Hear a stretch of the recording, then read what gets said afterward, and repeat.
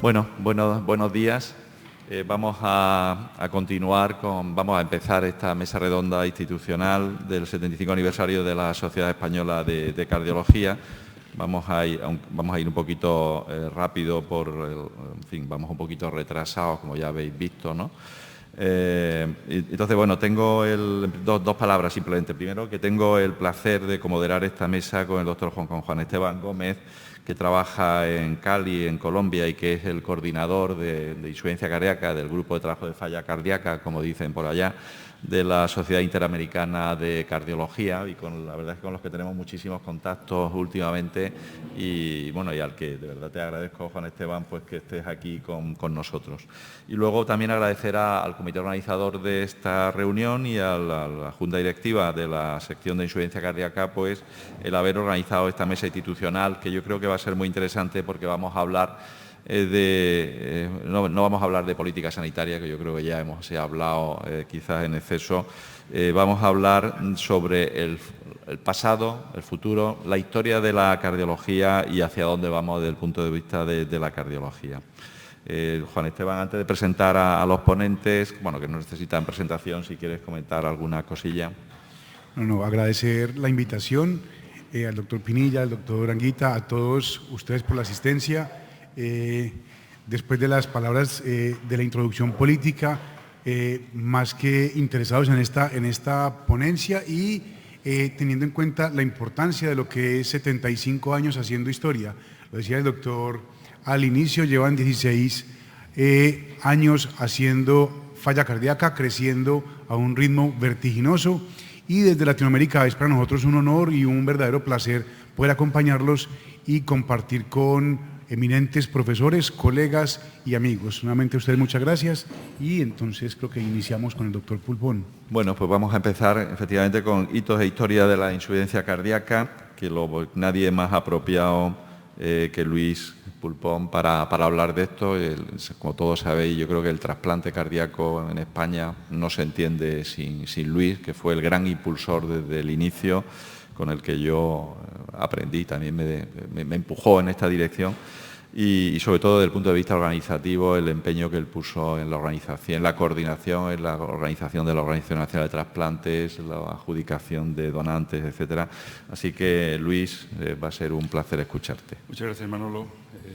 Doy las gracias a la organización por haberme invitado a esta mesa institucional. Y lo que no sé, la verdad que tengo el corazón en un puño después de oír al consejero del SAS, y no sé si voy a poder continuar, pero la voy a intentar, ¿no?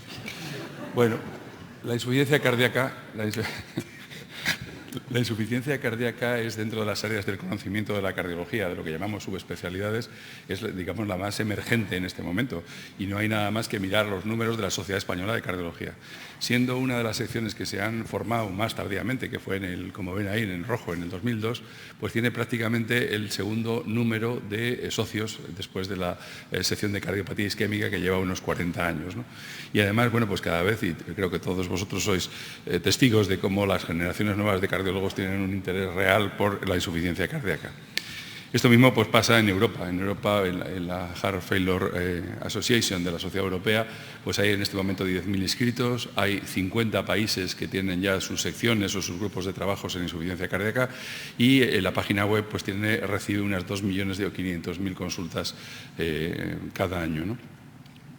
La Sociedad Europea de Cardiología ya en el 2014 decidió lanzar un certificado de acreditación para insuficiencia cardíaca avanzada, y creo que esto es un hito, porque esto hasta hace muy poco tiempo grandes especialistas de la cardiología española y europea no reconocían la existencia de la insuficiencia cardíaca como especialidad. Es más, no conocían ni siquiera el nombre, porque se llamaba fallo cardíaco, insuficiencia ventricular, o sea, no tenía un nombre concreto.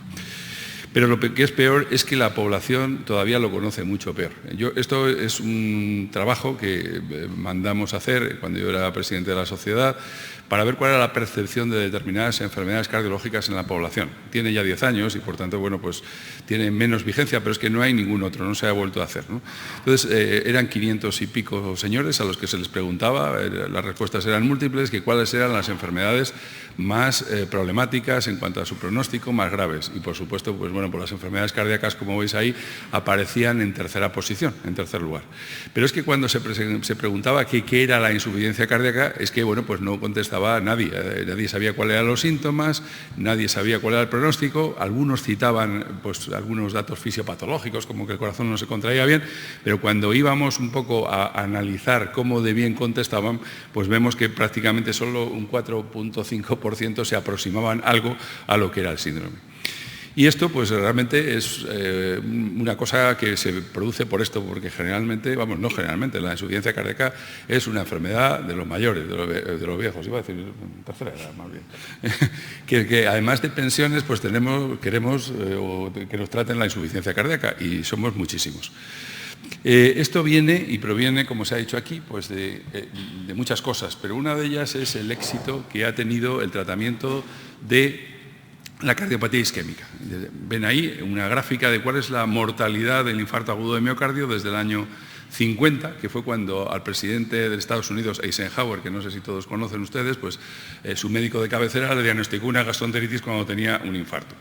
Bueno, pues a partir de ese momento, pues bueno, han ido apareciendo pues la angioplastia, las unidades coronarias, los betabloqueantes, la aspirina, el uso de la aspirina sistemático y otros antiagregantes, la vía radial, los stent, y esto ha conseguido reducir, como ven, prácticamente a un 11% según las estadísticas más fiables, que son las del registro sueco.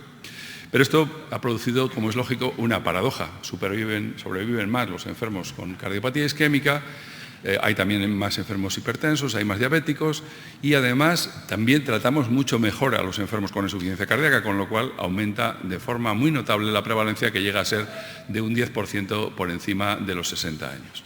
Todo el mundo está de acuerdo en que la razón fundamental es el incremento de la edad, el envejecimiento de la población.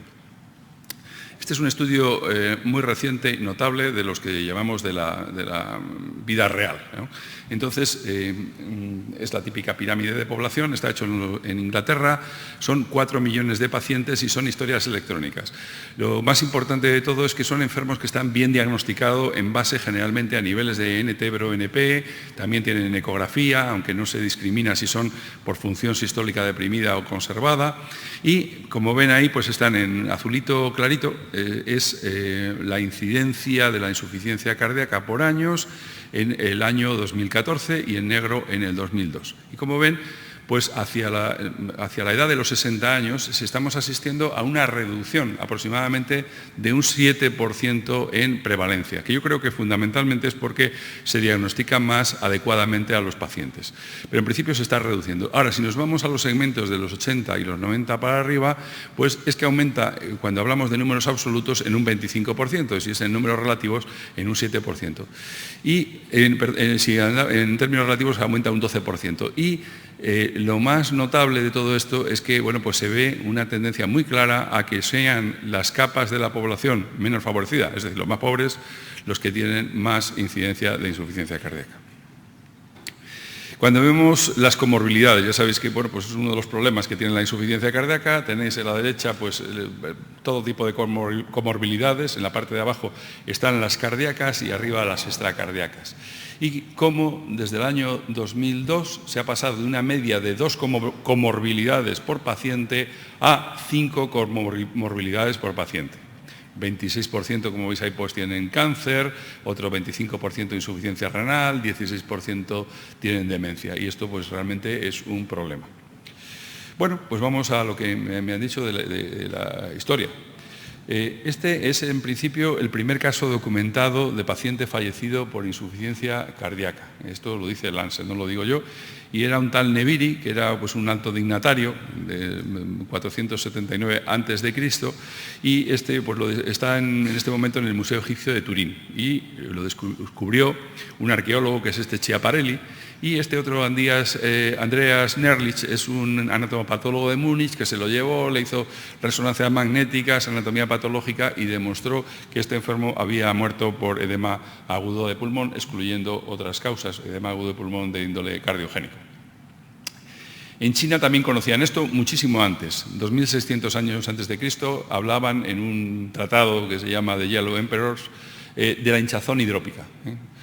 Y nuestro Hipócrates, pues, que es el padre de la medicina occidental, bueno, pues él entendía que había pues, hinchazón, que había edemas, que había disnea, que había palpitaciones, pero no lo relacionaba con el corazón ni con la circulación. Pero eso sí, describe perfectamente cómo cuando apoyaba el oído en el pecho de los pacientes, pues oía algo que él lo describía como vinagre hirviendo, que eran los estertores. Galeno de Pérgamo pues ya avanzó un poco más en lo que era la circulación, pero todavía era una aproximación pues muy escasa. Él pensaba que el corazón lo que transmitía era calor y que las arterias transmitían pulso, pero no llevaban sangre. Y bueno, había una relación directa entre las venas y las arterias a través de unos poros invisibles que estaban en el corazón. Este es Ibn Sina, el que hemos conocido todos por Avicena, que por cierto pues tenía una forma curiosa, yo diría que poco ortodoxa, de explorar a los enfermos, como ven en la parte de abajo.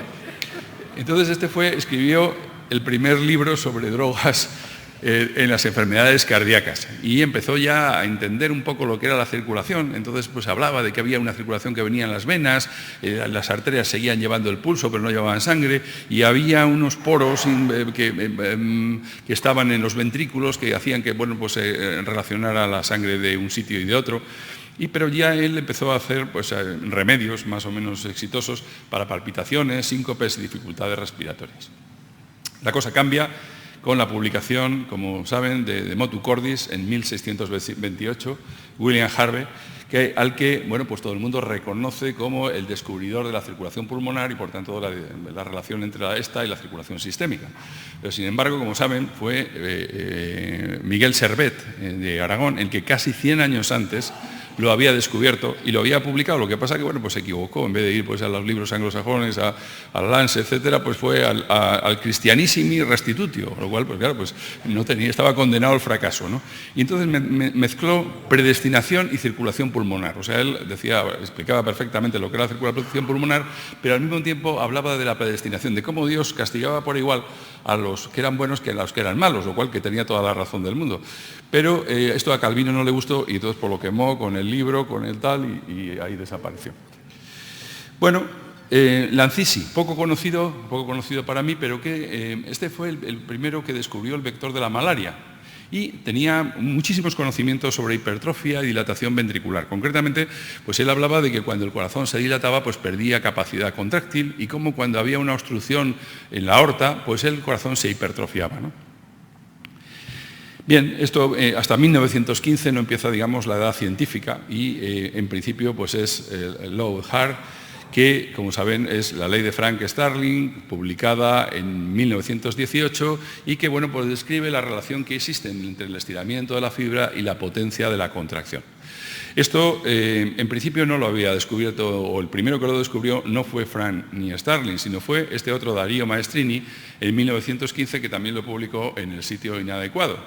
Lo que pasa que sí que es verdad que Starling, que tenía un gran prestigio, le reconoció el mérito y se lo reconoció por escrito en una carta que la familia Maestrini tiene guardada en su poder, ¿no? Bueno, pues llegamos a 1950. 1950, pues la insuficiencia cardíaca, ya digo, no tenía un nombre concreto y realmente era un problema en el que el corazón pues, no bombeaba bien y el enfermo se hinchaba y lo más importante era hacerle orinar. Estaban los diuréticos y era lo que llamábamos el modelo cardiorrenal. Bueno, llega 1970 y se produce un descubrimiento crucial y es los vasodilatadores reducen la presión telediastólica, mejoran el gasto. Y esto fue, vamos, lo que ha cambiado la historia de la insuficiencia cardíaca. Poco tiempo después, en 1990, pues se descubre cómo uno de los procedimientos o los mecanismos más importantes que tiene el ser humano para combatir la hipotensión cuando le mordía a un rinoceronte o un oso o lo que fuera, que es el sistema renina-angiotensina-aldosterona, pues ese sistema cuando es activado de forma crónica es capaz de lesionar el corazón de forma irremediable. Esta es la etapa neurohormonal que todos vosotros conocéis, ¿no? Y finalmente pues estamos ahora en otra que bueno, pues no deja de ser todavía una aspiración que es el modelo molecular e inflamatorio. Bueno, serendipity, que quiere decir de chiripa. Como casi todos los descubrimientos en medicina, pues han sido muchos de ellos en de chiripa, o sea, concretamente pues el captopril, que fue sintetizado por Bain en 1967, pero que previamente Rocha y Ferreira lo habían extraído de una víbora horrible u otros jaraca, concretamente, en el que hipotensaba a los enfermos y entonces se encontraba que había unos niveles muy altos de bradiquinina. Bueno, el consensus llegó en el año 87 demostrando su eficacia en el tratamiento de la insuficiencia cardíaca. James Black, que recibió el premio Nobel por descubrir el propranolol, pues en principio encontró una vez, pues dicen que bueno, que fue porque se equivocó de dosis, pues le dio 260 miligramos de propranolol a un enfermo en insuficiencia cardíaca y curiosamente mejoró. La primera utilización en la insuficiencia cardíaca se hizo en el año 75, aunque yo creo que en el año 76 o el 77 mi amigo y profesor, el doctor de Teresa, ya intuyó eso y lo empezó a utilizar en Puerta de Hierro. Merit y Cibis en 1999 lo acredita. Y finalmente la espironolactona. La espironolactona se utilizaba para la población LGTB, para quitarles el hirsutismo y para que echaran un poquito de mamas y todas estas cosas. Entonces se empieza a utilizar y se ve que además los enfermos pues orinaban un poco más, orinaban mejor y mejoraban algunos de la insuficiencia cardíaca. Con lo cual, bueno, pues al final, en el año 99, sucede el estudio RALES. Esta es la publicación de Con infracciosa de los vasodilatadores, que tanto Eduardo de Teresa como yo vimos presentar a los internistas en Puerta de Hierro y nos asombró porque me parecía una cosa absolutamente absurda que con vasodilatadores pudiera mejorar la insuficiencia cardíaca. Y esta otra que me ha costado muchísimo encontrar y que es muy trascendente, es que quién descubrió la forma de calcular la fracción de eyección por métodos no invasivos. Y aparentemente fue este Pop, que era de Stanford, pero sobre todo este Joaquín Pombo, que era un argentino que trabajaba en la Cleveland Clinic. James Hardy hizo el primer trasplante cardíaco. Le puso a un enfermo moribundo, le puso un corazón de chimpancé. Esto fue en el año 63. Entonces, bueno, le pusieron verde, le pusieron a parir, bueno, asesino, lo menos que le llamaron. Ella decía Starcel, que también había tenido varios percances con trasplantes hepáticos, que eran los parias de la cirugía. Esto no era verdad. Este tipo había hecho un trasplante de pulmón un año antes, fue el primero que hizo un trasplante pulmonar y llevaba 10 o 12 años haciendo experimentación en trasplantología. Y de hecho, hoy en día es reconocido como uno de los cirujanos pioneros, padres de la cirugía en los Estados Unidos, ¿no? Luis Baskansky, que se trasplanta en el año 67, que esta es la que se considera la primera cirugía de trasplante cardíaco, que lo hizo con este señor, que era Hamilton Naki, que no era ni médico ni nada, pero que parece que tuvo un papel muy importante en la intervención, a pesar de ser negro en la Sudáfrica racista, ¿no? Y posteriormente, pues 170.000 pacientes aproximadamente, quizá 200.000, se han trasplantado en todo el mundo, cambiando de forma clara la historia natural de la enfermedad de los enfermos terminales de insuficiencia cardíaca. Esto me lleva a que los cirujanos siempre han sido mucho más resolutivos a la hora de los problemas médicos, aunque quizá un poquito más burdos, pero que los médicos. Y fíjense que cuando se hicieron los primeros trasplantes, pues en el año 63 se había ideado y puesto el primer marcapasos Chardak. Este en coronario fue en el año 86. El estudio Consensus, 87, 91 el Sol. La simvastatina, el estudio, el 4S, en el 94. El Lance Trial de los betabloqueantes en el 97. Bueno, pues ya llevaban 20 años haciéndose trasplantes. Y el primer desfibrilador se puso en Europa en el año 82, que esto pues, es otro de los hitos que concitó pues, el interés por discriminar qué enfermos tenían más tendencia a morirse súbitamente para implantarles desfibriladores, ¿no? Cazó figura como el que describió, que no es verdad que fue Eduardo de Teresa también, pero figura en la literatura como el que describió el sistema de resincronización. Lo que pasa es que por un procedimiento, como ven ahí, pues de estimular las 4 cámaras y con un procedimiento también de, con isótopos, ver cómo mejoraba la función de ambos ventrículos cuando se estimulaban de forma sincrónica las 4 cavidades. Y finalmente, pues digamos otro hito importante, pues es el estudio REMATCH. Estudio REMATCH que compara pues, los enfermos tratados médicamente con los enfermos tratados con sistemas de asistencia circulatoria, y esto es lo que ha dado lugar a la expansión de los procedimientos de la misma. Bueno, yo sé que no tenía que hablar nada más que de historia, pero ya sabe que los mayores pues hablamos de lo que queremos generalmente. como el consejero, como el gerente. Bueno, futuro. Pues el futuro está probablemente en la cardiología de precisión. Y lo primero es la caracterización de fenotipos y la epigenética, de lo que sabe muy mucho mi querido Pablo García Pavía aquí presente, ¿no? Bueno, saben que la primera causa de insuficiencia cardíaca es la cardiopatía isquémica, pero hay otra cantidad importante de causas que son disfunciones ventriculares que, bueno, pues no sabemos muy bien por qué un alcohólico tiene disfunción ventricular y otro bebiendo 2 veces más no la tiene. Pues bueno, pues esto es muy sencillo. Probablemente hay una genética, hay una susceptibilidad genética y hay unas noxas o epigenéticas, hay un ambiente que es la que modula el que se produzcan los diversos fenotipos. Bueno, esto es así esquemáticamente, hay una enfermedad, componente genético, componente ambiental, y hay genéticas fuertes, ambientes débiles, y dependiendo de las combinaciones, pues se produce el fenotipo que sea.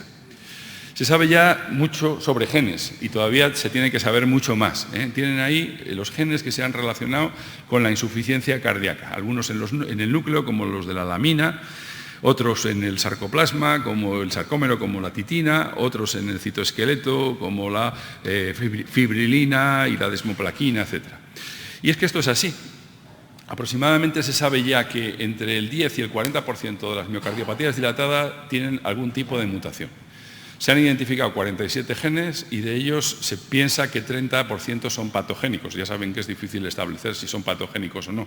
Pero además es que 7 mutaciones o 7 genes prácticamente explican el 95% de las patologías. Y lo más importante que está a la derecha, que es que ya hay estudios en fase 2, por ejemplo para la lamina, que es el ARRI 797, para la titina, que está trabajando mi colega, el doctor Pavía, con el ACT1, y otro que se llama MIK 491, que no les voy a contar porque tampoco me lo sé. Otra cuestión es actuar sobre el metabolismo. Como saben, el corazón obtiene energía por 2 vías, una por los ácidos grasos, otra a través de la glucosa. La glucosa es más eficiente, pero más cara en el sentido de que necesita más ATP. Y normalmente, bueno, pues el corazón funciona pues, con los ácidos grasos fundamentalmente. Pero cuando se produce la insuficiencia cardíaca, esto cambia y se establece que sea la glucosa la que predomine. Pero, a su vez, hay unos receptores de insulina que son los que hacen que la glucosa entre o no entre dentro de la célula, ¿no? Y esos parece que están regulados por unos receptores que se llaman GLP-1R, y ahí quizá, pues dando antagonistas o agonistas parciales del GLP, como el liraglutide, pues podríamos pensar que podríamos mejorar la eficiencia, ¿eh? Esto pasa también, es un poco el mecanismo del omecantif, y se quiere saber también qué es la empaglifosina, ¿no? En cualquier caso, han fallado hasta ahora los ensayos, pero se piensa que por lo menos esto es lo que une una situación que es muy corriente, que es la diabetes con la insuficiencia cardíaca, y por tanto deberá ser un target, un objetivo para los próximos años. De la inflamación, pues la inflamación es todavía mucho más oscura.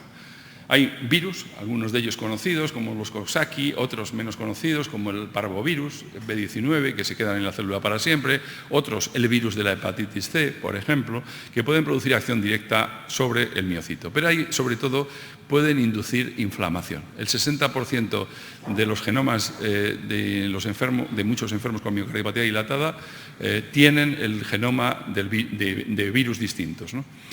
Se sabe también que hay en el corazón o en la situación de insuficiencia cardíaca hay una serie de citoquinas que están aumentadas, que son proinflamatorias, como el interferón alfa, y otras antiinflamatorias como la galectina. Parece que ambas actúan de formas complejas, actuando sobre el óxido nítrico y actuando sobre la producción de fibrina a través de la captación de fibroblastos. No voy a entrar en ello, pero está claro que hay un componente inflamatorio que hasta ahora no hemos sabido, digamos, meterle mano. Bueno, la insuficiencia cardíaca con función preservada, voy a decir función preservada ahora adelante para que sea más corto, pues es el 50% aproximadamente de toda la insuficiencia cardíaca, y cada vez hay más datos que avalan que esto no es una única enfermedad, sino que es un grupo heterogéneo de enfermedades. Y por tanto, cada una debería tener un tratamiento específico.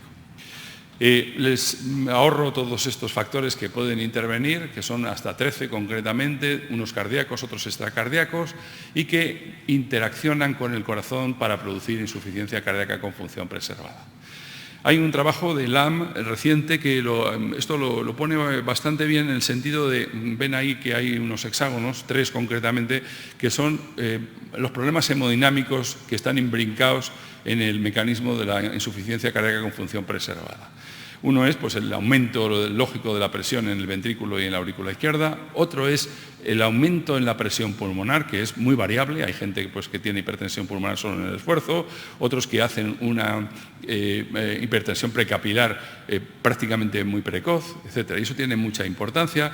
Y finalmente el sobrevolumen, el volumen circulatorio aumentado, que este es el mecanismo de la obesidad como causa de insuficiencia cardíaca con función preservada. Se retiene sodio, aumenta el volumen circulante, se deposita grasa además en el pericardio que produce constricción y evidentemente eso produce el fenómeno. Y luego hay otros muchos, 3, que, bueno, pues que hay muchas investigaciones en marcha en el sentido de su importancia. Uno de ellos es que hay un componente inflamatorio, no solo en las células del miocardio, sino en todo el organismo. Otro segundo es que hay alteraciones metabólicas en cuanto al uso de ácidos grasos, etcétera, etcétera. Y otro final, que es el que tiene en principio para nosotros, por lo menos para nuestro grupo, más interés, que es el aumento del intersticio, el depósito de sustancias extracelulares. No voy a contarles todos los estudios que se han hecho para este tipo de 3 causas, pero las tienen ahí arriba. Las primeras son para las causas hemodinámicas. Ahí está, pues desde los dispositivos de estos sensores, el CardioMEMS que se pone en la arteria pulmonar para guiar el tratamiento, están los shunt que se hacen entre las 2 aurículas, el V-Wave que se llama, que comunica las 2 aurículas y que hace que se produzca un shunt de izquierda a derecha en esfuerzo. Luego tenemos abajo, que también han fallado, por ejemplo, la anaquirna, antiinflamatorios, puesto que hay en una población de enfermos añosos se ha demostrado que hay una situación de inflamación acelerada medida por marcadores. La perfenidona es ese fármaco que se está utilizando en la fibrosis pulmonar y que tiene mucho interés y que también se va a utilizar en esto, seguro. Y finalmente, unas sustancias que actúan todavía a nivel más molecular, concretamente el L-mepetride, que es capaz de modular la autofagia citoplasmática. Y esto parece que es uno de los objetivos más importantes de futuro. Interés especial para nosotros está en el depósito de amiloide, que creemos que puede ser una causa importante en la amiloidosis senil, en la amiloidosis que llamamos wild type. No voy a explicar esto en detenimiento, pero básicamente la transtiretina es una sustancia que es una proteína de transporte que produce, entre otros, el hígado, fundamentalmente el hígado, y que tiene que ir en una disposición geométrica de tetrámero muy concreta. Entonces, bueno, pues cuando hay una alteración genética o bien en el enfermo mayor, sin que sepamos muy bien por qué, pues se produce una forma, digamos, anormal de plegamiento. Y eso hace que los monómeros se disgreguen y esos monómeros separados son capaces de juntarse en los órganos en forma de tejido amiloide. Y eso sería la amiloidosis. Bueno, pues hay, como saben, trabajos y sustancias, sobre todo, en marcha que parece que cuando esta situación se produce, pues pueden de alguna manera revertirla, mejorarla o lo que sea. Concretamente, pues el tafamidis, concretamente, que ha demostrado una reducción espectacular en la mortalidad. Y hay otras 2 sustancias en marcha de las cuales no me detengo. Y ya 2 o 3 palabras para finalizar, como diría el consejero o el gerente, es la asistencia circulatoria. Asistencia circulatoria, pues unos hitos que son, concretamente, en el año 66 es el primer LVAD que se pone como puente al trasplante en un fallocardiotomía, que lo puso el doctor Dibeiki. En el año 82 se pone el primer Jarvik 7, que es el corazón total. En el 2000 es cuando se hace el estudio REMATCH y en el 2010 la FDA autoriza la utilización de estos dispositivos a destino. Y como ven abajo está la curva de crecimiento de las implantaciones que en este momento llegan en torno, me parece que es a 25.000. Bueno, no voy a explicar los procedimientos de asistencia circulatoria porque eso lo hace mi colaborador, el doctor Gómez Bueno, pero sí dejarles aquí el último estudio, que es la comparación de 2 bombas, en las cuales no me voy a entretener, pero para que se vea cuáles pueden ser los estándares de supervivencia. Y como ven, a los 2 años los estándares de supervivencia son bastante buenos, casi tan buenos como con el trasplante cardíaco, ¿no? Y lo que es más importante, porque este tipo de asistencia circulatoria, el problema que tiene es su alta morbilidad, ¿eh? Y este estudio fue diseñado precisamente para ver que se reducía una de las complicaciones más sustanciales, más importantes, que es la trombosis, ¿eh? Y ven que en el mejor de los casos, en el grupo de última generación de HeartMate, es hasta un 9%, prácticamente un 10%, frente al HeartMate 2, que era de un 20%. ¿Esto es asumible para un dispositivo de asistencia circulatoria? Pues bueno, pues habría mucho que hablar. Bien, la organización, se ha dicho, efectivamente es el futuro. La organización, pues para empezar, debiera haber algo que los americanos llaman clínicas de disnea. Clínicas de disnea que con procedimientos como, por ejemplo, la determinación de NT-proBNP y un ecocardiograma pudieran hacer una especie de triaje de los pacientes, que irían pues, a un tipo de especialistas, a otros, o a lo que es más probable en el futuro, que es a enfermeras especializadas, que son las que se van a encargar del tratamiento casi con toda seguridad en el próximo futuro. Segunda cosa que nos tenemos que poner las pilas es en la atención al shock. El shock afortunadamente es raro, pero de muy alta mortalidad. Y tenemos procedimientos que pueden cambiar de momento algo la historia natural. Y el shock es muy tiempo dependiente. Entonces tendríamos que hacer pues lo mismo que se ha hecho con el código SOC, con el código infarto, hacer una especie de código SOC basado en hospitales ultra especializados, hospitales de segundo nivel capaces de poner asistencias circulatorias y hospitales de primer nivel que serían hospitales con UCI. Y habría una buena correlación con una red que debería ser asumida por las autoridades sanitarias y bueno, pues igual que pasa para el código infarto. La prevención siempre se dice, bueno, yo entiendo que la prevención fundamental en esto, aparte del conocimiento, pues está en la prevención de los factores de riesgo coronarios, aunque como ven ya hay algoritmos que incluyen determinaciones de marcadores como son troponina y como son NT-proBNP que permiten, digamos, adelantarse un poco a los acontecimientos, sobre todo para ver enfermos o intentar encontrar enfermos en estadios B. Cuidados paliativos. Los cuidados paliativos eso sí que es la cenicienta de la cardiología y es muy importante. Como ven ahí, los enfermos en los últimos 6 meses no varía su situación, en los 6 meses de vida. El 63% se mueren con mucha disnea y no lo sabemos ni tenemos sistemas adecuados para tratarlos. Recientemente lo que se ha determinado en los Estados Unidos unas reglas que permiten la utilización en estos tipos de enfermos de milrinona y dobutamina ambulatoria y probablemente este es el futuro. Pero esto sí que exigirá organización y esto sí que es importante y trascendente. Finalmente, pues unas predicciones que no son solo mías, son de Milton Packer, pero algunas de ellas pues hemos coincidido bastante, ¿no? En principio, como les he dicho, hay que buscar diferentes fenotipos en la insuficiencia cardíaca con función preservada. Segundo, hay que buscar nuevos fármacos y dentro, pues para los grandes expertos, piensan que precisamente todos estos moduladores de los procesos de autofagia serían los más deseables.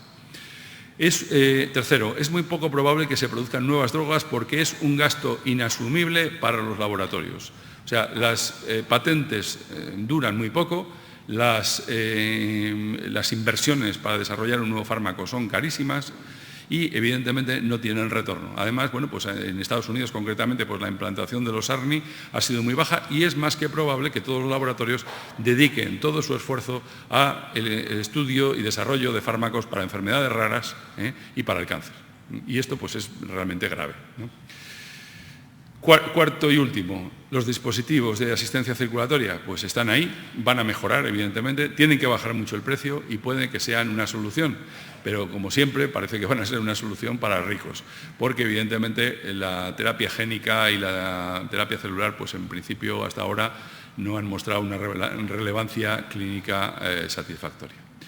Y nada más, esperando que probablemente todo esto pues cambie cuando introduzcan los procedimientos de inteligencia artificial, learning machine y todo esto que acabo de decir pues no tenga nada que ver con lo que pase en el futuro.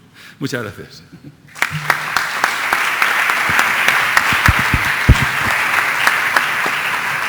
Doctor, muchísimas gracias. Al final de la actividad, si tenemos espacio, tendremos un espacio para preguntas y continuamos entonces con la siguiente conferencia, que es el programa SEC Excelente en Insuficiencia Cardíaca, a cargo del doctor Juan José Gómez Doblas, quien es miembro de la Junta Directiva de la Sociedad Española de Cardiología y muy seguramente va a ser el próximo vicepresidente de la Sociedad Española de Cardiología.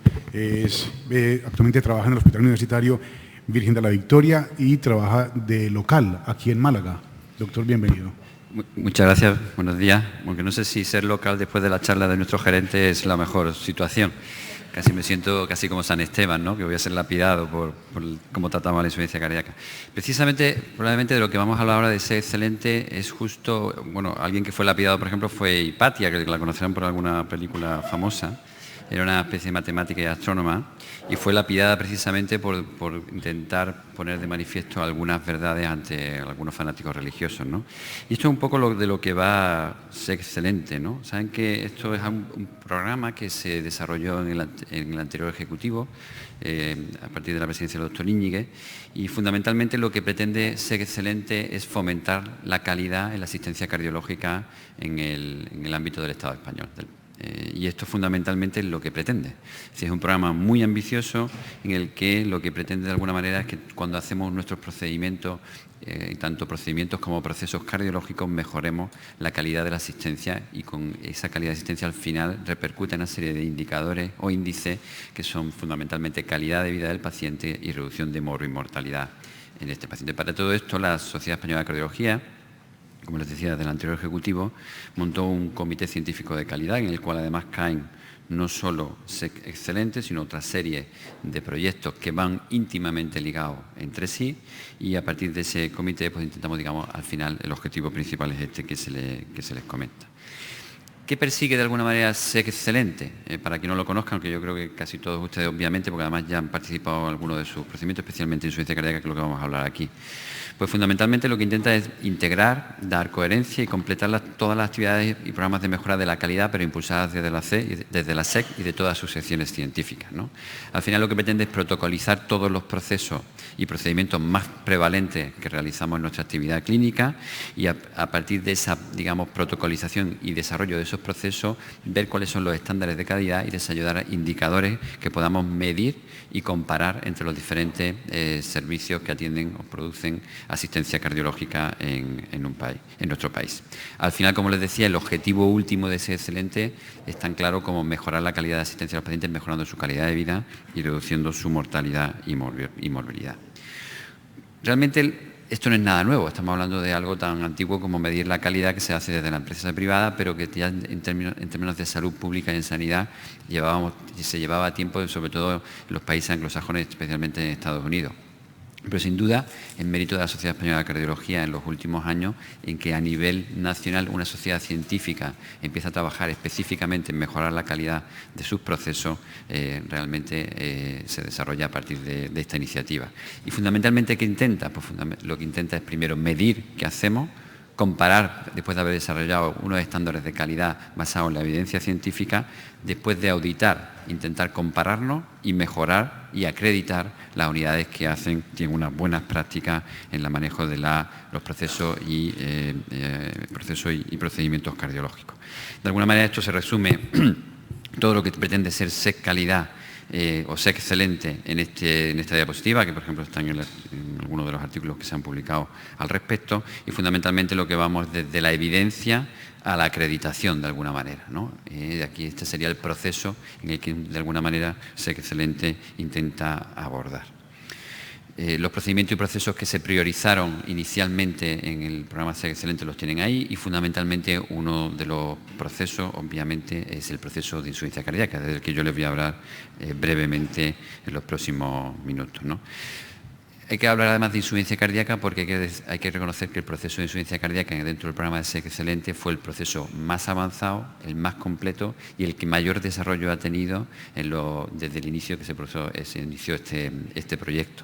Así que hay que felicitar a la sección y a las personas que hacen, a los profesionales que atienden a pacientes con insuficiencia cardíaca porque han sido los que más se han implicado en el desarrollo de este proceso y además en su aplicación práctica, como ahora vamos a ver en las próximas diapositivas, ¿no? Para eso el proceso de ciencia cardíaca se montó un comité de SEC excelente, en el cual el director es el doctor Anguita y el coordinador doctor Lambert, que están aquí, y probablemente ellos conocen mucho mejor esto que yo, y podremos, de luego, si quieren, podemos comentar algún aspecto respecto al desarrollo de este proceso. Y fundamentalmente lo que se ha hecho en el proceso de SEC excelente en ciencia cardíaca ha sido la siguiente actividades. La primera fue, digamos, desarrollar el proceso de insuficiencia cardíaca de forma exhaustiva basado en la evidencia clínica que tendríamos hasta ese momento, ¿no? A partir de ahí se desarrollaron una serie de estándares que definían bien las unidades de insuficiencia cardíaca, la organización de asistencia a la insuficiencia cardíaca y como ahora veremos, sobre todo, es el mérito del desarrollo de diferentes tipos de unidades de insuficiencia cardíaca. Y luego, a partir de esta documentación, se han creado manuales de acreditación y se inició el proceso de acreditación como tal, ¿no?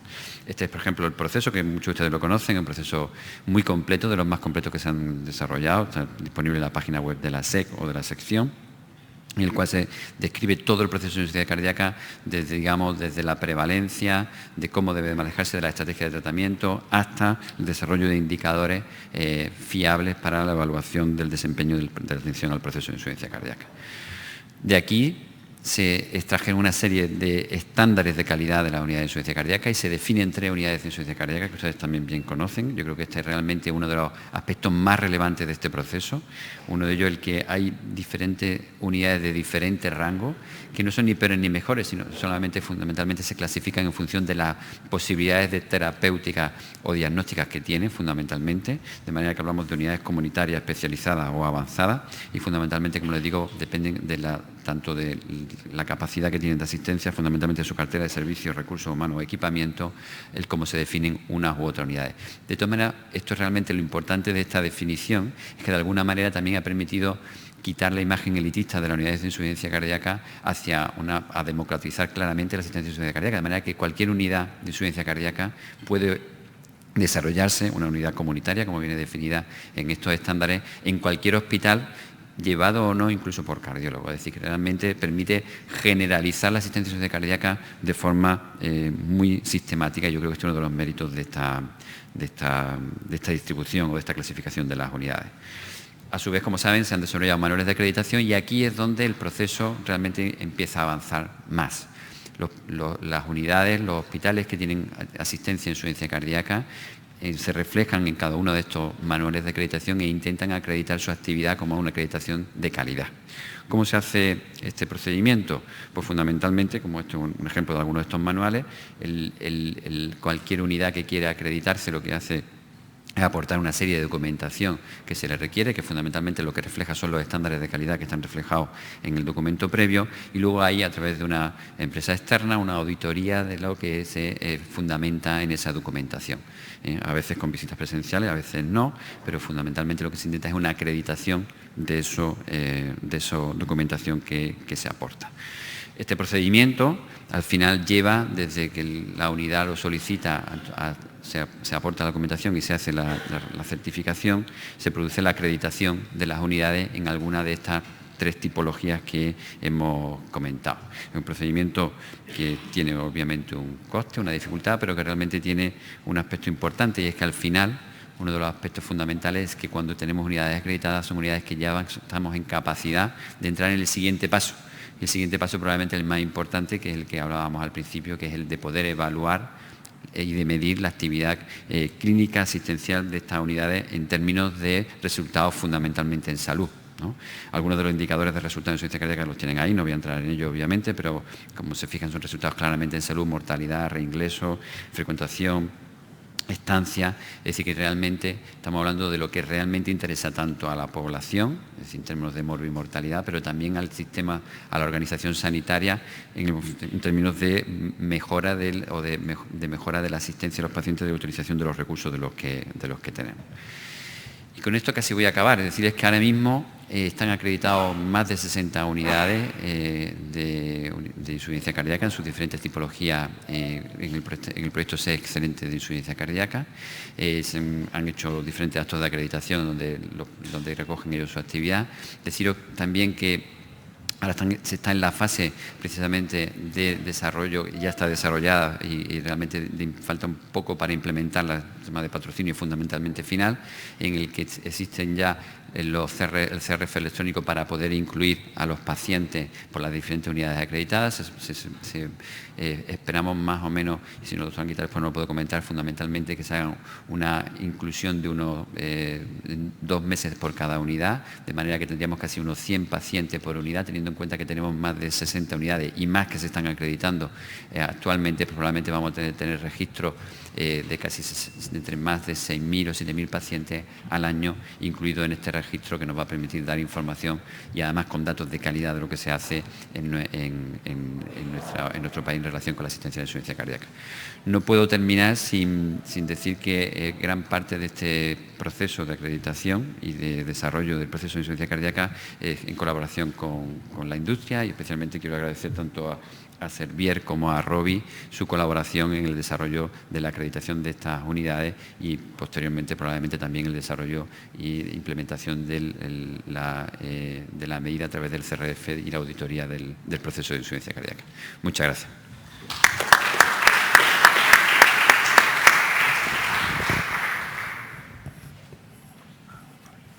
Bueno, muchísimas gracias, Juanjo. La verdad es que estamos consiguiendo recuperar un poquito del tiempo perdido inicialmente. Y ahora vamos a pasar a la tercera ponencia de esta mesa redonda, que va a ser impartida por Alfonso Valle Muñoz, del Hospital Marina Salud de Denia, Valencia, que es uno de los nuevos grandes expertos en insuficiencia cardíaca aquí en España, y que nos va a hablar también sobre el futuro. Ya Luis Pulpón ha comentado algo sobre el futuro en general de la insuficiencia cardíaca, y a ver cuál es la visión que nos ofrece Alfonso sobre el futuro más allá de los dispositivos. Bueno, buenos días a todos. Lo primero, agradecer a la organización la invitación, y yo creo que terminaremos en hora después de la primera parte. Cuando me comentaron la sesión, ¿no?, del futuro de la insuficiencia cardíaca, bueno, pues lo primero que pensé en el primer momento fue, bueno, voy a empezar a contar robots que hacen cateterismos por sí solo, telemonitorización, dispositivos, pero me especificaron que era el futuro de la insuficiencia cardíaca más allá de los dispositivos. Dije, pues tengo un reto, ¿no? Pero es verdad que el reto es bastante menor que, bueno, pues el enfrentarnos todos los días a esta patología que, como antes se ha comentado, no deja de aumentar su prevalencia. Una patología dentro de las enfermedades cardiovasculares que la mortalidad sigue aumentando, en la que los pacientes ya no solo se mueren de insuficiencia cardíaca o de muerte súbita, sino de todas las comorbilidades que presentan. Sabemos el mal pronóstico en diferentes series nacionales e internacionales, y donde tenemos el gran reto de la insuficiencia cardíaca preservada, que nos afecta casi al 5% de la población mundial y que no se va a reducir por la cantidad de factores de riesgo que están implicados en esta patología, ¿no?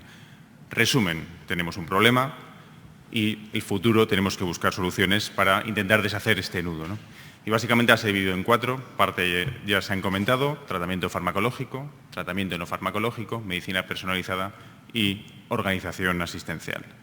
Respecto al tratamiento farmacológico, pues podríamos estar hasta el próximo congreso hablando. Voy a intentar ser muy breve, muy escueto, no me voy a poner a contar cada estudio en preservada ni en reducida, pero bueno, sí que un poco las moléculas que vienen o que ya están y con futuras indicaciones. Una inicial, que es el vericiguat, ¿no?, un estimulador del GMP cíclico, pacientes con fracción de eyección por debajo del 45%, en el que, bueno, se buscan endpoints duros como muerte cardiovascular u hospitalización por insuficiencia cardíaca. Otro fármaco que debe dar que hablar es el omecamtiv.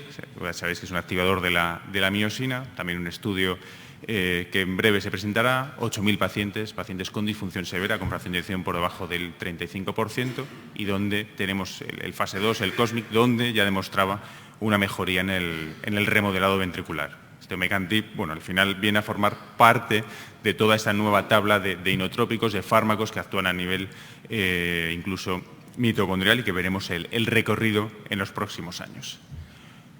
Uno de los grandes rescatados que utilizamos diariamente es el hierro. Sabemos que a todos los pacientes, o a muchos de nuestros pacientes, el hierro sintomáticamente les va muy bien, pero bueno, pues hay que demostrar si esto reduce eventos o no, y hay varios estudios en marcha que en los próximos años nos aclarará esta situación, ¿no? La FIR, sabéis, pacientes con insuficiencia cardíaca aguda, fracción de eyección por debajo del 50% y hospitalizados. el Ironman, pacientes con fracción de eyección por debajo del 45%, hospitalizados o ambulatorios con péptidos elevados, el Fairhead Failure, el HERFIGHT, 3-4 estudios que van a acabar posicionando el hierro a nivel pronóstico en esta patología. Otro punto clave y que, aunque sea un futuro inmediato, creo que hay que destacar es la diabetes, el fenómeno de los ISGLT2, ese efecto glucosúrico, protección renal, mantenimiento de las cifras de eritropoyetina, preservación del podocito y más allá, ¿no? El efecto que tiene a nivel del miocardio, cómo modifica el sustrato energético, cómo el miocito diabético deja de consumir glucosa, consume menos glucosa para consumir más ácidos grasos y más cuerpos cetónicos, que mejora el rendimiento energético, y ese consumo de los ácidos grasos seguramente está muy en relación con la posible reducción de la hipertrofia ventricular, como se ha demostrado en modelos animales, tanto en animales diabéticos como en animales no diabéticos, y que seguramente estará muy relacionado con su papel en la insuficiencia cardíaca preservada. A día de hoy lo que tenemos son 4 grandes estudios publicados en Parré, Canvas de Claire y recientemente Credence, donde son fármacos que funcionan muy bien para evitar hospitalización por insuficiencia cardíaca, teniendo en cuenta que el 80-85% de los pacientes no tenían antecedentes de IC. Comparémoslo, por ejemplo, con el reciente el Paradigm, donde los 3.700 pacientes diabéticos, 2/3 partes, el 66%, habían ingresado por insuficiencia cardíaca. Por tanto, a día de hoy, el papel del ISGLT2 en un paciente con disfunción ventricular, tenemos nuestras sombras, tenemos nuestras dudas, pero seguramente los focos en breve van a quitar esas sombras con los estudios que todos conocéis que van a llegar en breve, en pagliflozina, en PEROR reducido, en PEROR preservado, tanto en paciente diabético como en paciente no diabético, DAPA-HERFIGHT Failure, que se presenta en los próximos meses, pacientes con fracción de eyección por debajo del 40%, sintomáticos, tensión sistólica por encima de 95, filtrado por encima de 30 y péptidos elevados, o el mismo EDAPA en pacientes con función preservada.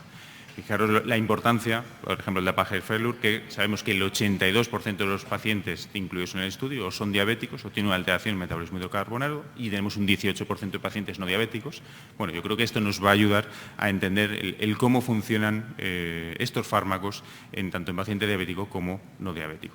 Y hay más, sotagliflozina, inhibidor dual, incluso un estudio con metformina para ver su efecto a nivel de la insuficiencia cardíaca en paciente diabético o con riesgo de desarrollar diabetes. Por tanto, a día de hoy son unos fármacos maravillosos en la prevención de la insuficiencia cardíaca. Bueno, veremos si en el próximo congreso, ¿no? en una sesión similar, podemos decir que forman ya parte del tratamiento de la insuficiencia cardíaca. Y que no se nos olvide, como ha comentado antes el doctor Pulpón, los GLP-1, la ADA de esta semana pasada ha habido muchos datos sobre GLP-1. Es verdad que en insuficiencia cardíaca están un peldañito por debajo de ISGLT2 en cuanto a la prevención de IC, pero esto lo presentó McMurray en Atenas, como albiglutide reducía hospitalización por insuficiencia cardíaca. Veremos el mecanismo, cómo lo genera y un poco a dónde llega esta familia, al menos en la reducción de la hospitalización por IC. Otro de los grandes recuperados son el tratamiento, el mundo diurético, ¿no? A día de hoy no tenemos una pauta establecida de cómo tenemos que manejar estos fármacos y vienen varios estudios en marcha, entre ellos el ADVOR que lleva Mullens, con el efecto de acetazolamida añadido a diurético de ASA, y como podéis ver aquí, 3-4 estudios más que nos aclararán en los próximos años un poco el manejo, si tenemos que tener recomendaciones específicas en este tipo de pacientes. Por tanto, esto es un poco el panel de los estudios de aquí al 2023. Podríamos decir que no nos vamos a aburrir.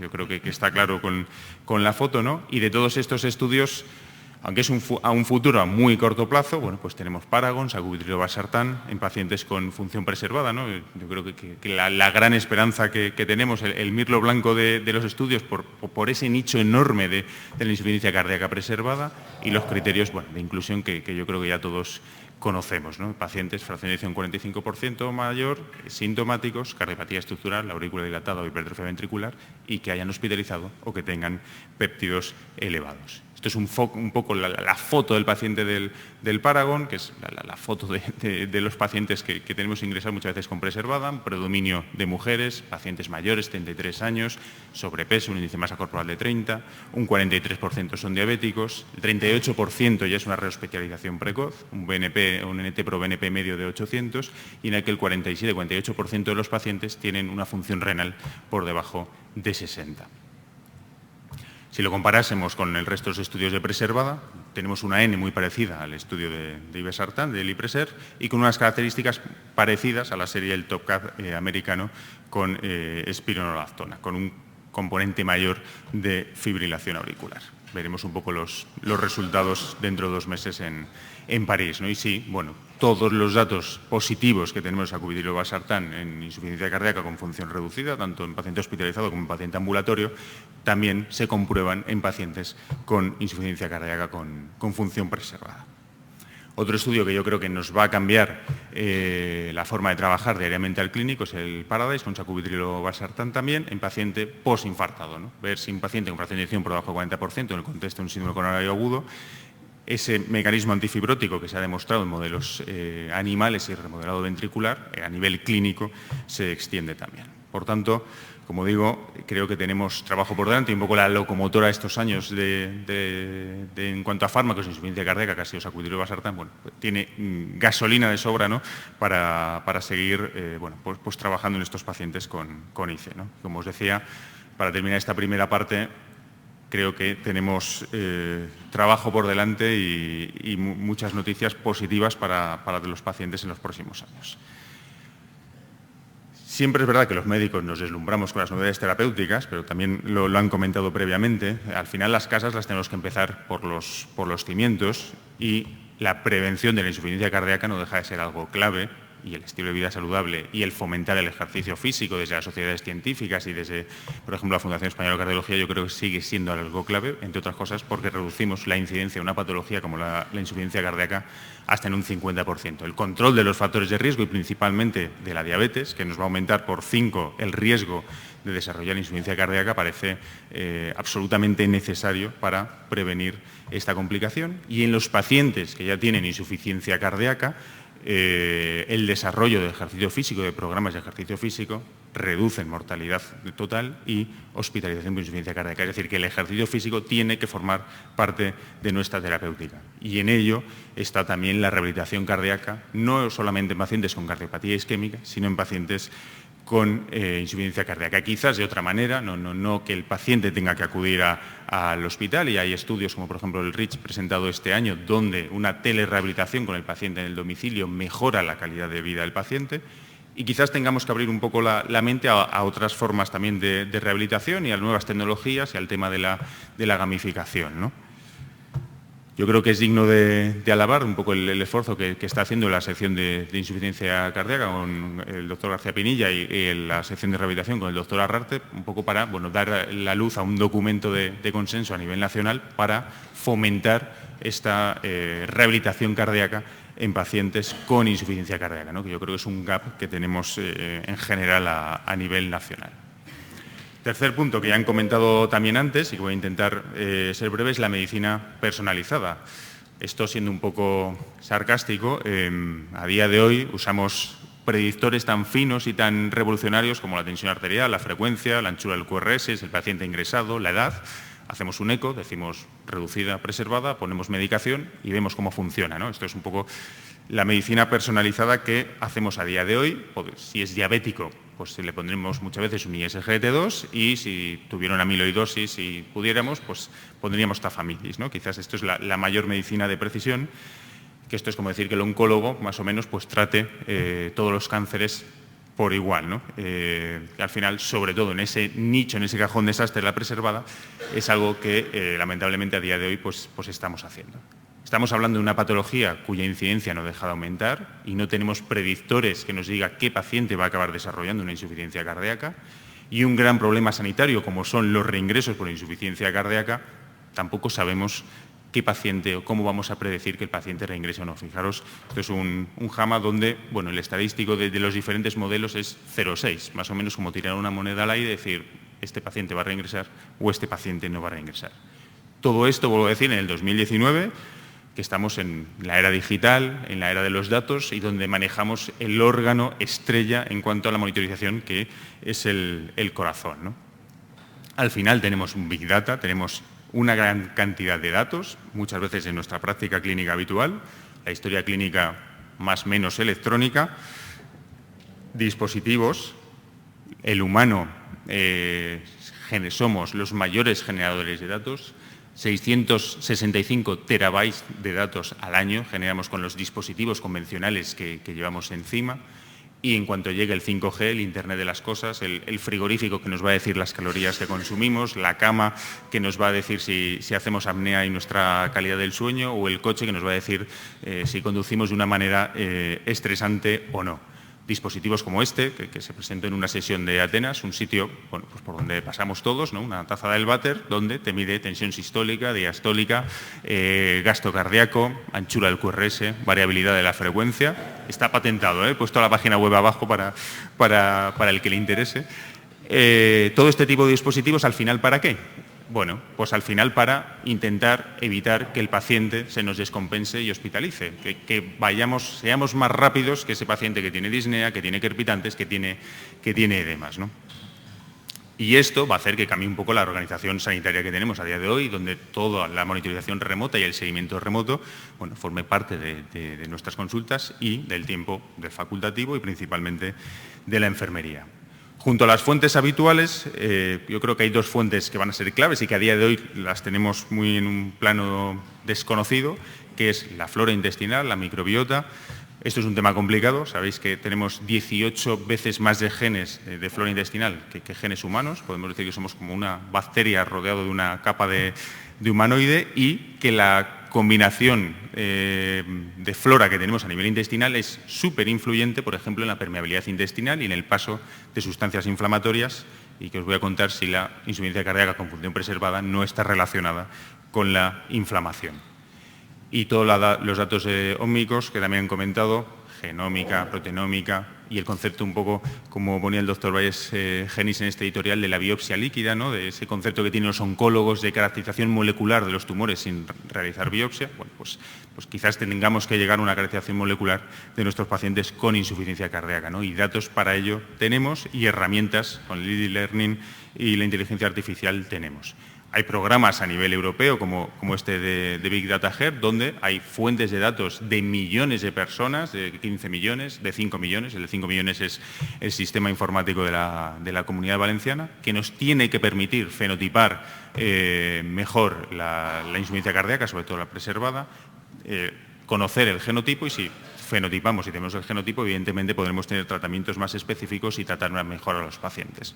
Este artículo, que es de hace 2 años, del 2017, pero que ya es un clásico, nos viene a decir que la FEBI está bien, pero que evidentemente no nos sirve y en el futuro no nos va a servir. Estos son 350 pacientes con la misma fracción de eyección preservada, y donde el Big Data coge 200 variables que todos tenemos, el TAPS, el volumen de la aurícula, se ha ingresado, el sexo, la edad, etcétera, etcétera, y mediante inteligencia artificial hace 3 grupos de fenotipos, y fíjense la diferencia a nivel pronóstico con la misma fracción de eyección. Entonces, el tema de la inteligencia artificial tendrá que estar al lado nuestro en la mesa para ayudarnos en la toma de decisiones.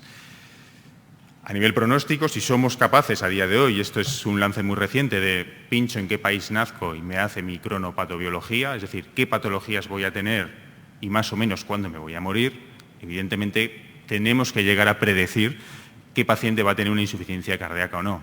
Si Google el año pasado publica un algoritmo en el que te dice el índice o la probabilidad de mortalidad cuando ingresas en un hospital americano, evidentemente tendremos que ser capaces de ver qué pacientes van a tener más riesgo de reingresar o no, ¿no? Y aquí las nuevas tecnologías en inteligencia artificial va a jugar un papel importante, y con datos que quizás a día de hoy no tenemos ni idea de que existen. Esto se llama, yo lo tuve que leer 2 veces, seismocardiografía. Esto es un dispositivo que se pone en el pecho y que mide el desplazamiento de la pared torácica con el latido cardíaco. En principio, esto es un estudio muy reciente de este mes, donde la variabilidad en ese parámetro se relaciona con las hospitalizaciones. Es decir, al final vamos a integrar datos que a día de hoy ni siquiera conocemos. Junto al pronóstico, las nuevas tecnologías nos van a ayudar en el diagnóstico, la eco, esto a día de hoy está ya más que demostrado que la máquina hace mejores ecos que muchos ecocardiografistas expertos, y el deep learning, la alteración de la contractilidad segmentaria, mejor muchas veces que las ecos de esfuerzo, y en el tratamiento.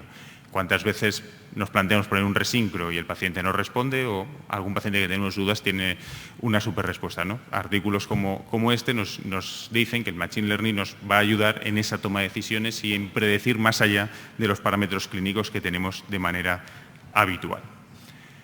Y por último, y para terminar, toda esta nueva tecnología nos tiene que influir en nuestra organización asistencial, ¿no? Tenemos que mirar un poco fuera, tenemos que salir un poco del castillo del hospital, este concepto de hospital líquido, que el hospital esté en la sociedad, que esté en la casa del paciente. Yo creo que la insuficiencia cardíaca es una patología muy dada a esto, ¿no? A la telemonitorización, a la telerehabilitación, al empoderamiento del paciente. Y hay estudios como este, por ejemplo, en el que la monitorización remota de los pacientes con dispositivos tan sencillos como una báscula, un tensiómetro, etcétera, etcétera, reduce los días de estancia en el hospital y reduce eventos cardiovasculares. Esto, que parece un poco ciencia ficción, es la realidad. Este vídeo seguro que lo habéis visto mucha gente, porque a mí me lo enseñó Domingo Marzal y la verdad es que me gusta ponerlo. Esto es Missouri, no es el sitio seguramente más desarrollado, 80% de votantes de Trump, tenían el hospital lleno de pacientes y dijeron, pues, ¿qué haríamos en España? Hacemos un hospital más grande, ¿no? Bueno, pues ellos hicieron otro hospital, pero un hospital en el que decidieron que iba a haber 0 pacientes ingresados, ¿no? Y se llama el Mercy Virtual Hospital, que yo creo que sale aquí el vídeo, no sé si se oye, pero si no os lo voy yo contando. Esto es el hospital, esto es la sala de máquinas del hospital.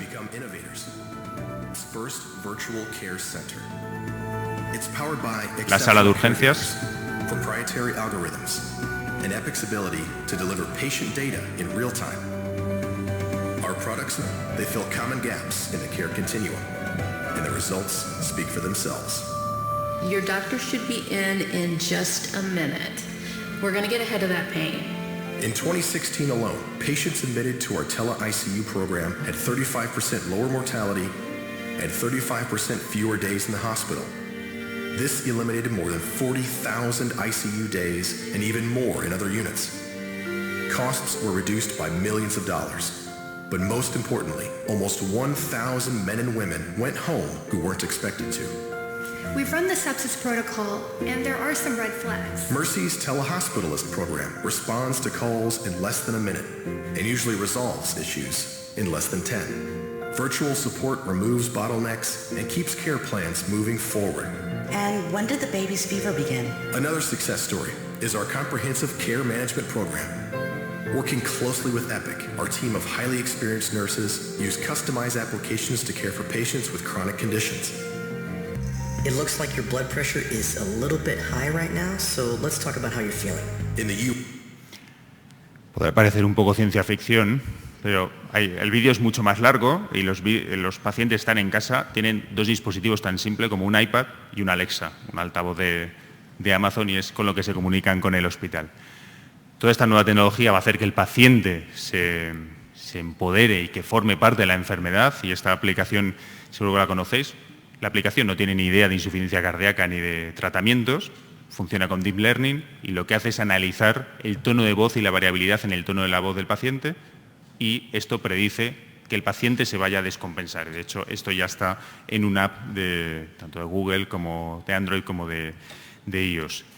Otros ejemplos de empoderamiento del paciente: linterna de móvil que es capaz de hacer un antibiograma con una muestra de orina en casa del paciente. Esto ya está aprobado en Inglaterra. Bueno, pues quizás pueda medir el sodio en orina, ¿no? que tan de moda está para la resistencia diurética.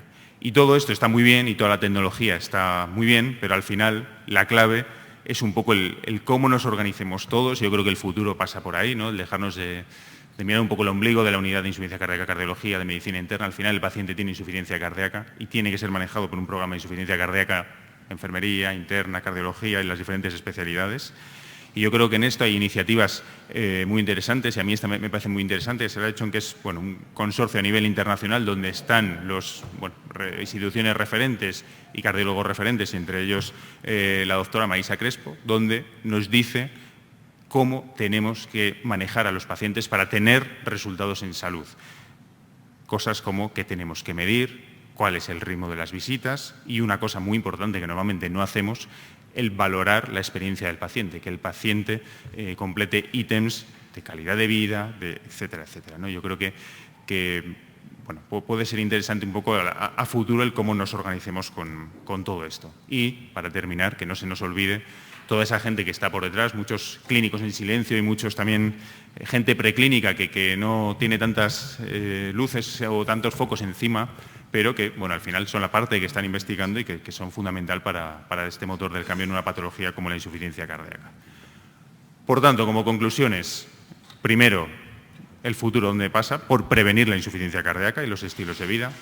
Todo el panel de fármacos que tenemos, que son muchos y muy buenos, la esperanza de Paragon, glucosúricos, nuevos fármacos, la rehabilitación cardíaca y el ejercicio físico, y apoyarnos de las nuevas tecnologías, de todas esas nuevas fuentes de datos que vamos a tener, que va a hacer que el Big Data nos lleve a una medicina más personalizada, y toda la nueva tecnología a una teleinsuficiencia cardíaca o una monitorización remota de los pacientes, pero todo esto al final va a depender de nuestra capacidad de organización y de poder trabajar en equipo, ¿no? Yo creo que tenemos un futuro alentador aquí a corto plazo, septiembre, Paragon con la preservada, que esperemos que sea una revolución, pero bueno, que no se nos olvide que al final también toda esa nueva tecnología va a formar parte de nuestro día a día y que nos va a ayudar en la toma de decisiones, no nos va a sustituir ni mucho menos, y que al final, bueno, el futuro de la insuficiencia cardíaca no deja de ser nuestro y sobre todo de todos nuestros pacientes. Y yo creo que con todo esto, ese nudo y ese reto que tenemos para manejar la insuficiencia cardíaca, al final conseguiremos que se convierta un poco en una línea más recta por el bien pronóstico y de la calidad de vida de nuestros pacientes con insuficiencia cardíaca. Muchas gracias.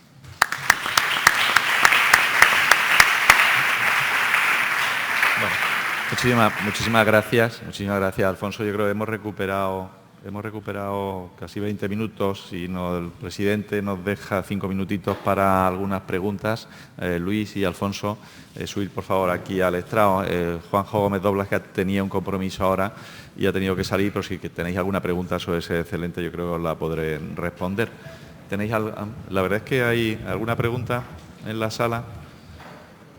La verdad es que bueno, antes de nada decir que este hospital de Missouri, Alfonso, yo creo que aquí en Andalucía le estamos a pocos meses de tenerlo ya, tal como se ha visto esta mañana, ¿no? En Algeciras, ¿no?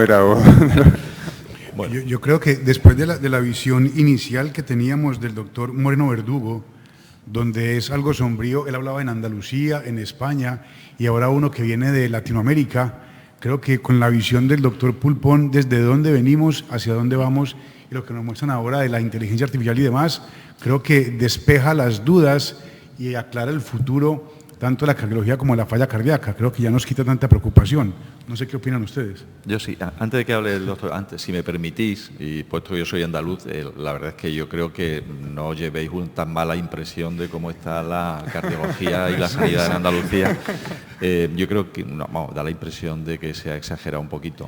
No, pero es que que así está hecho el programa. Eso el doctor García Penilla sabía. Empecemos asustándolos para que después se tranquilicen. Todo estaba previamente calculado.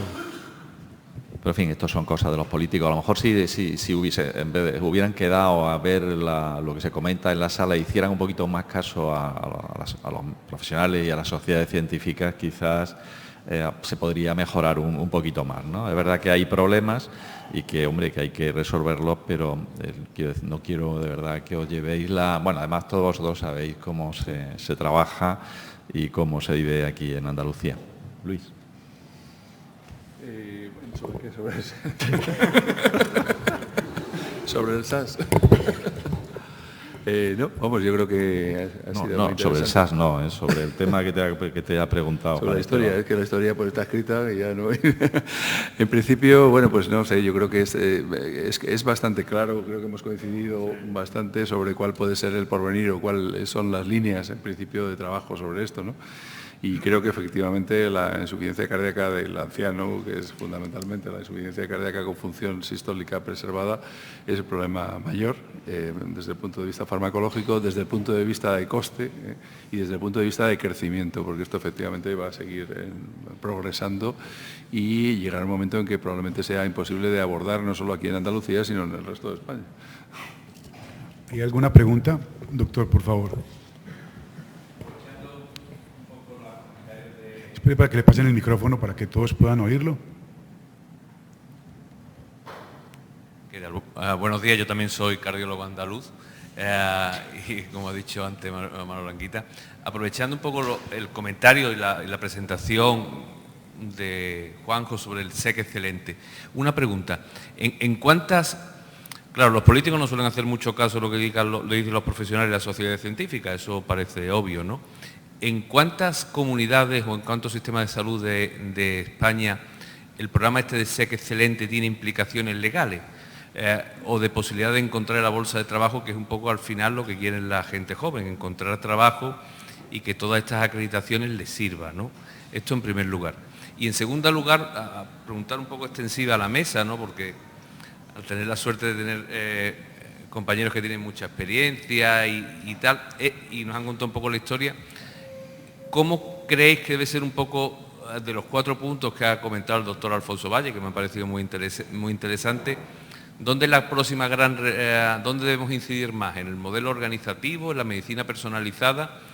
¿Y cuál podría ser el papel, en este caso, de la Sociedad Española de la sección de insuficiencia cardíaca, con relación también, voy a hacer una pregunta mucho más extensa, con los internistas, ¿no? Porque muchas veces la relación con esta epidemiología que tenemos de insuficiencia cardíaca, de cada vez más pacientes, la relación a veces con medicina interna han sido más fáciles, otras veces han sido más difíciles, y un poco ver cuál es vuestra visión, simplemente. Bueno, en relación con la primera pregunta, la respuesta es ninguna. O sea, ahora mismo de valor legal, igual que tampoco tienen valor legal, por ejemplo, pues todas las certificaciones de sus especialidades cardiológicas que tenemos los cardiólogos. Pero sí que hay convenios con bastantes consejerías de distintas comunidades, con los 2/3 ahora mismo, y estamos en ello, en el resto. Y yo creo que esto hay que avanzar, hay que poner la primera piedra y hay que seguir avanzando. O sea, yo creo que sí que hay que abrir este camino y es posible que en no demasiado tiempo podamos convertir la realidad, o sea, lo que es la realidad de facto en legal, ¿no? Ahora mismo, de luego, no tiene ninguna repercusión legal, ¿no? Tampoco eso es algo que deba detenernos, ¿no? Porque lo importante, lo primero, es mejorar la calidad, ¿no? Cuando en segunda parte del programa se reevalúen las unidades dentro de unos años y se vean los indicadores de resultados en salud, posiblemente eso nos dé todavía más fuerza para exigir a las autoridades el reconocimiento oficial de estos programas. En cuanto a la organización, la de hoy, no hablo del machine learning ni todas estas cosas. En principio, yo creo que los enfermos cardiológicos deben ser atendidos inicialmente por un cardiólogo, que es el que tiene que valorarlos, eso está claro. Yo creo que pues estas unidades de disnea que propugnan algunos, en las cuales pues hay inicialmente un neumólogo y un cardiólogo, entonces identifican qué es lo que le pasa al paciente en primer lugar. Y ya de ahí puede pasar o a un cardiólogo mucho más especializado, o a un internista o médico generalista que pueda llevarlo, o lo que dicen por ahí, que probablemente es el futuro, a enfermeras, sobre todo para los Estados Unidos, donde las enfermeras cuestan mucho menos que los médicos. En España pues realmente tienen poco valor porque prácticamente ganamos igual. Pero en principio ahí sí que serían técnicos especializados, probablemente enfermeras, las que se hicieran cargo. Y luego es importantísimo, y creo que eso es una patata caliente, pero que tenemos que asumir ya, que es el tema de los cuidados paliativos. O sea, estos enfermos son mayores, se acaban muriendo y deben morirse en las mejores condiciones posibles. Y para eso, pues la administración a veces de inotrópicos intravenosos o administración de diuréticos en formas un poco especiales, pues se necesita. Y eso lo pueden aprender también los técnicos. Yo creo que eso es absolutamente clave. Los enfermos además quieren vivir. O sea, hay un dato muy curioso de que solo el 25% de los enfermos que tienen un desfibrilador, cuando entran en la fase final, solo el 25% aceptan que se les desconecte. O sea, todos los demás quieren sobrevivir y que deben hacerlo en mejores condiciones. Bueno, pues yo creo que esa es la clave a corto plazo, insisto. O sea, luego pues el hospital que te contesta el robot y tal, igual, pues evidentemente pues creo que esto vendrá en muy poco tiempo, desgraciadamente. Espero que además pues te dé lugar a que te contraten, pues no sé, Vodafone o Movistar al mismo tiempo, porque yo creo que eso será útil. Pero en principio, hoy por hoy, creo que hay que actuar sobre estos niveles, ¿no? Niveles de generación de enfermos en plan de triaje y en cuidados paliativos. Nada, vamos, completamente de acuerdo. Yo creo que a nivel organizacional es cuestión nuestra y la comunicación o la relación con medicina interna depende, yo creo que de nosotros y de cada realidad de cada sitio. Y el papel de enfermería también estoy de acuerdo que aquí debe ser clave, ¿no? Todo esto de la nueva tecnología llegará, pero bueno, pues tendremos al SAS, tendremos las rigideces del sistema público, ¿no?, por el medio, pero que van a formar parte de nuestra realidad en medio o corto plazo de tiempo también. Bueno, agradecemos al doctor Pulpón, al doctor Gómez, al doctor Valle por las excelentes presentaciones, por habernos permitido ajustar el tiempo y seguir en horario, al doctor Anguita por la moderación en esta mesa del 75 aniversario de la Sociedad Española de Cardiología y nuevamente de la Sociedad Interamericana de Cardiología, agradecer la invitación. A ustedes muchas gracias y tienen entonces un espacio de 20 minutos para el café para continuar con las actividades académicas. Muchísimas gracias.